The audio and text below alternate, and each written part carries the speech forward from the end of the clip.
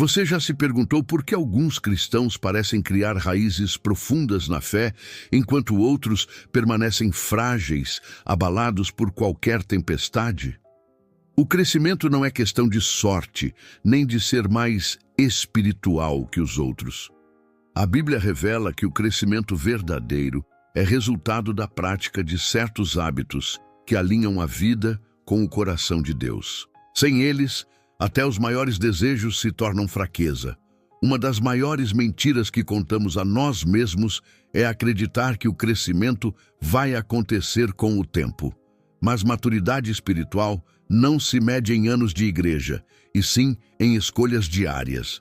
Hebreus 5,14 nos lembra: o alimento sólido é para os adultos, os quais, pelo exercício constante, se tornaram aptos para discernir tanto o bem quanto o mal. Note essas palavras: exercício constante, treinar a si mesmos. Crescimento é intencional. Então, vamos descobrir 5 hábitos bíblicos que não apenas sustentam sua fé, mas a fazem avançar. Esses hábitos não são opcionais para supercristãos. Eles são essenciais para todo aquele que deseja conhecer a Deus de verdade. O primeiro hábito pode parecer simples, mas é a base de todos os outros: ancorar sua vida na palavra de Deus.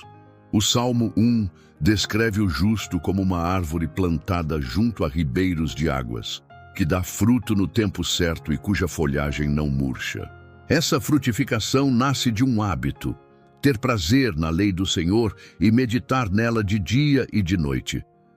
Não se trata de ler versículos correndo apenas para se confortar, mas de mastigar, digerir e deixar que a Escritura molde a forma como você enxerga a vida. Mas como tornar isso prático? Em vez de tentar ler a Bíblia toda de uma vez, escolha um livro e percorra-o devagar. Por exemplo, pegue o Evangelho de João. A cada dia, leia um pequeno trecho, talvez metade de um capítulo, e pergunte: o que isso revela sobre Jesus? O que revela sobre mim? Como me chama a viver diferente hoje? Escreva as respostas. Mantenha um caderno simples. Você vai se surpreender como padrões começam a surgir, as mesmas verdades ecoando em suas circunstâncias, em suas orações e até em conversas com outros. Isso não é acaso. O Espírito usa a palavra para treinar sua mente e guiar seus passos. Sem esse hábito, sua fé permanece rasa, como semente em solo pedregoso. O segundo hábito flui do primeiro: cultivar uma vida de oração real, não ritual. Muitos enxergam a oração como um dever, uma caixa para marcar. Mas a Bíblia mostra algo diferente. Em Filipenses 4:6, Paulo escreve: não andem ansiosos por coisa alguma, mas em tudo, pela oração e súplicas, e com ação de graças, apresentem seus pedidos a Deus. Oração não é apenas pedir, é derramar a alma diante dele. Pense em Ana, em 1 Samuel 1. Ela derramou sua dor diante do Senhor de forma tão intensa que Eli pensou que ela estivesse embriagada. Mas Deus ouviu sua oração, não pelas palavras bonitas, mas porque veio de um coração sincero e quebrantado. Esse é o tipo de oração que fortalece a fé. Não frases ensaiadas, mas conversas honestas com o Pai. Um passo prático: separe momentos específicos, sim, mas também aprenda a orar no fluxo do dia. Enquanto dirige, diga: Senhor, guarda meu coração paciente. Enquanto cozinha, agradeça pela provisão. Enquanto enfrenta um conflito, sussurre: Jesus, me dá sabedoria. Com o tempo, você deixa de ver oração como evento e passa a vê-la como a atmosfera da sua vida. O terceiro hábito é um dos mais negligenciados: o jejum. Jesus não disse se vocês jejuarem, mas quando jejuarem. Mateus 6,16. Jejuar não é forçar Deus a fazer a sua vontade, mas treinar o coração a desejar mais a Ele do que qualquer outra coisa. Em um mundo cheio de barulho e indulgência, o jejum silencia a alma e lembra que a vida não depende de comida, prazer ou distrações, mas de toda a palavra que procede da boca de Deus. Você não precisa começar com jejuns longos. Comece pequeno. Pule uma refeição e use esse tempo para orar. Troque a rolagem no celular por ler os salmos em voz alta. O desconforto vai lembrar da sua fraqueza, mas também vai destacar sua dependência da força de Deus. Esse é o segredo do jejum. Menos de você, mais dele. Ao cultivar esses hábitos, você perceberá algo: resistência. Sua carne vai resistir à disciplina. O inimigo vai sussurrar: isso é difícil demais, não vale a pena. Mas aqui está a verdade. Hábitos formam caráter, e caráter molda destino. Romanos 12:2 diz: não se amoldem ao padrão deste mundo, mas transformem-se pela renovação da sua mente. A renovação não acontece de repente, mas diariamente, pela prática. Pergunte a si mesmo: qual desses hábitos eu mais negligencio? A Bíblia é só um ritual de domingo? Minhas orações são apressadas e sem coração? Eu já jejuei com intenção?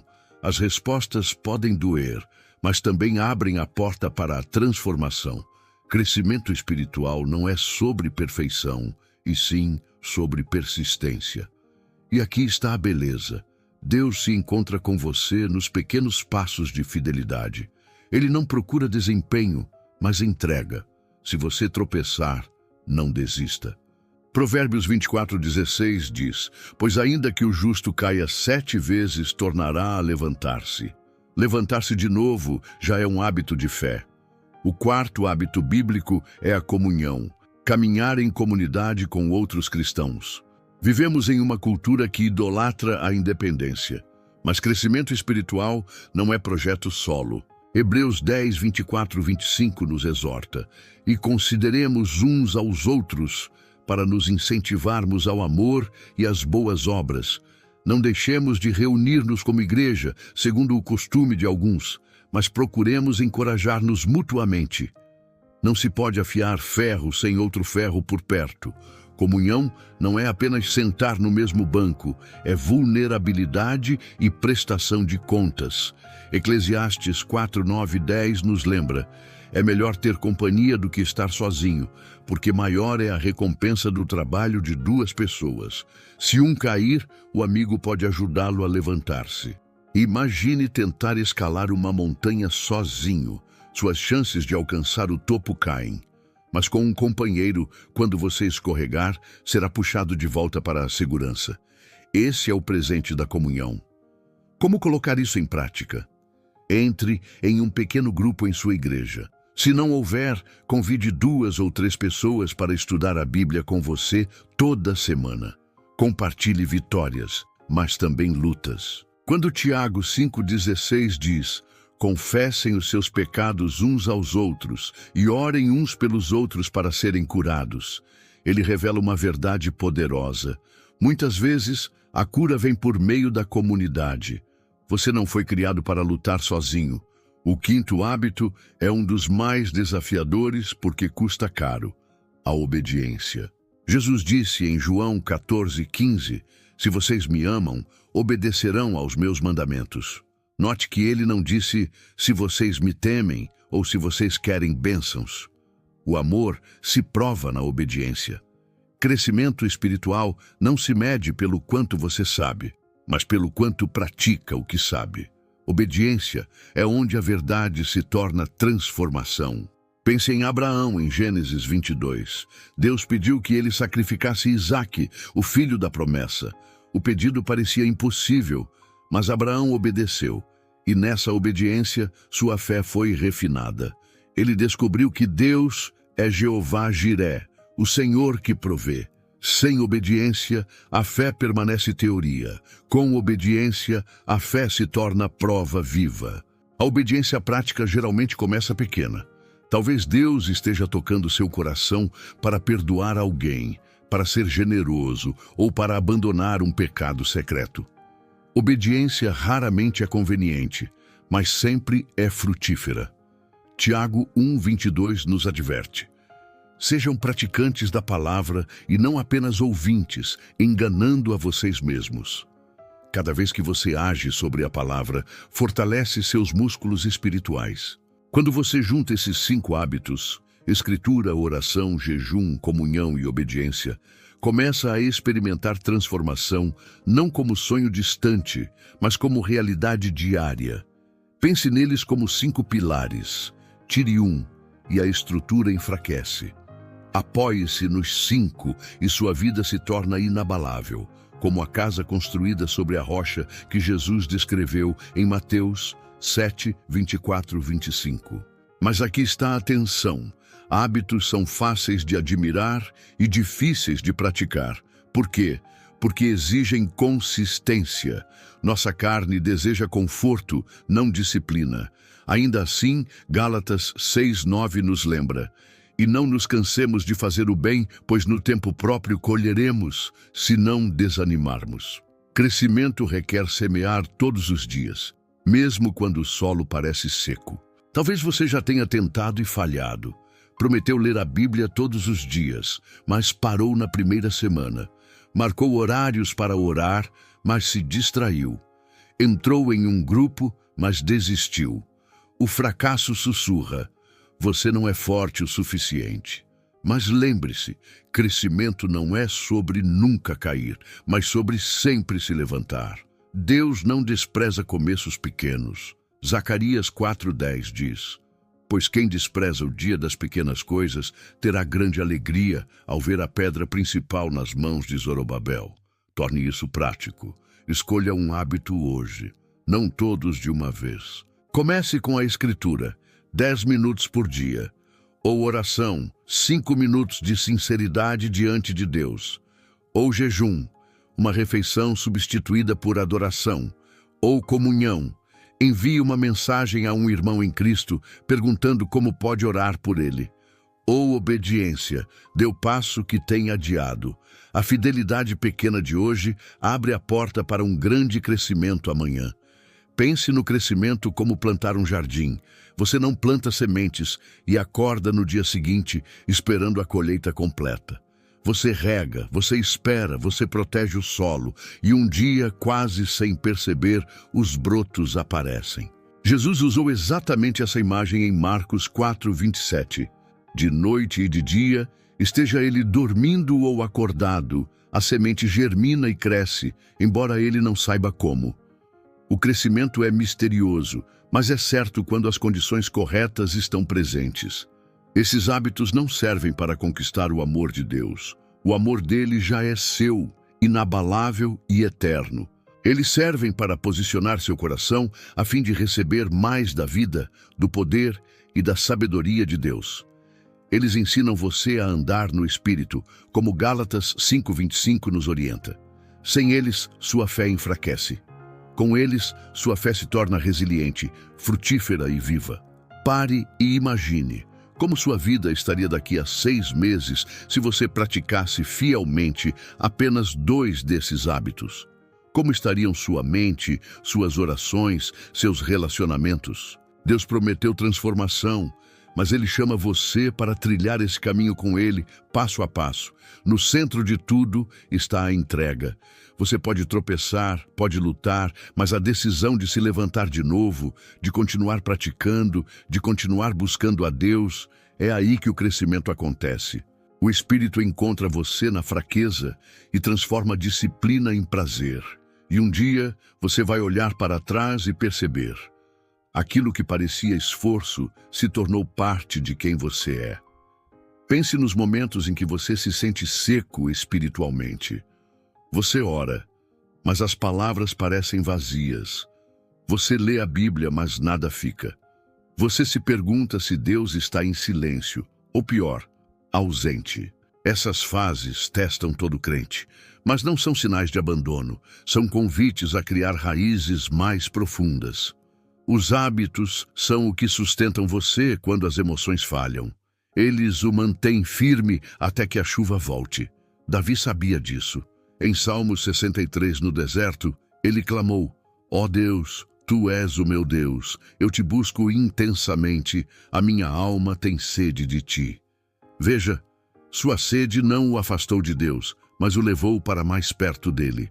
Esse é o poder dos hábitos. Eles treinam sua alma a buscar a Deus até no deserto. Sem eles, o deserto engole você. Com eles, o deserto se torna lugar de encontro. Crescer nunca é confortável. O próprio Jesus disse em João 15:2, todo ramo que dá fruto, ele poda, para que dê mais fruto ainda. Podar dói, mas multiplica. Ao praticar esses 5 hábitos, você convida Deus a podar sua vida. Ele corta o que está morto para que o que é vivo floresça. Não tema a dor, ela é prova de que ele está produzindo fruto. Vamos encarar uma verdade difícil. Muitos cristãos admiram o crescimento de longe, mas fogem do preço. Queremos sabedoria sem disciplina, intimidade sem sacrifício, poder sem entrega. Mas Deus não criou atalhos. Lucas 9:23 registra as palavras de Jesus. Se alguém quiser acompanhar-me, negue-se a si mesmo, tome diariamente a sua cruz e siga-me. A palavra diariamente é o coração dos hábitos. Imagine sua fé como uma casa. A Escritura lança o alicerce, a oração ergue as paredes, o jejum limpa os excessos, a comunhão fortalece as vigas e a obediência fecha as portas. Tire uma dessas partes e a casa enfraquece. Mas quando todas permanecem, sua casa resiste às tempestades que Jesus descreveu em Mateus 7:25. Caiu a chuva, transbordaram os rios, sopraram os ventos e deram contra aquela casa. E ela não caiu, porque tinha seus alicerces na rocha. Agora reflita. Qual tempestade você enfrenta? É a tentação que sempre volta? A ansiedade que rouba sua paz? A dúvida que confunde sua fé? Essas tempestades não são sinal de derrota. São convites para se firmar ainda mais em Deus por meio desses hábitos. Cada um deles não é apenas disciplina, mas proteção, força e porta para a liberdade. Aqui vai algo prático. Escolha um dia nesta semana para praticar todos os 5 hábitos em alguma medida. Comece amanhã com um salmo. Transforme o trajeto em oração. Pule o almoço e use o tempo para adorar. Ligue para um irmão na fé e compartilhe um fardo. Termine o dia obedecendo a um toque de Deus, seja perdoando alguém ou sendo generoso. Veja como seu coração estará diferente ao anoitecer. Com o tempo, esses hábitos não apenas moldam seus dias, eles moldam seu destino.